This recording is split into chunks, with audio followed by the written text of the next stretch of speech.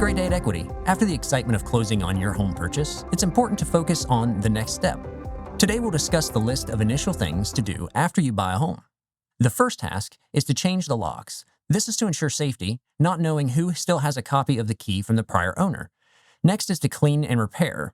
Before moving in or fully unpacking, this is a perfect time for deep cleaning appliances, bathrooms, shampooing, or replacing carpeting, and could be a good opportunity to change paint colors. It's also helpful to review flagged items from the home inspection report and begin taking care of those repairs, starting with the most urgent.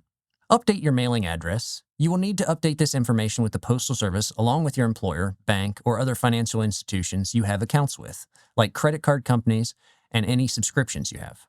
Create a maintenance plan. The upkeep of your new home is critical to maintaining its value. Tasks will be seasonal, but can include things such as cleaning the gutters, washing the windows and sills, pressure washing the exterior, and replacing air filters. Install home security systems. For security and peace of mind, you may want to consider a full security system with cameras and motion detectors. Motion lights set on the outside areas of your home provide another level of security, as well as doorbell cameras, which have become popular with homeowners. If you have a garage with an entry pad, don't forget to reset the key code. Consider purchasing a home warranty if the seller does not provide one. Make sure the plan covers high-ticket items such as the HVAC, furnace, or water heater. The last thing you would want to experience is a broken appliance that would be costly to repair or replace. Taking the time to understand your new home is key.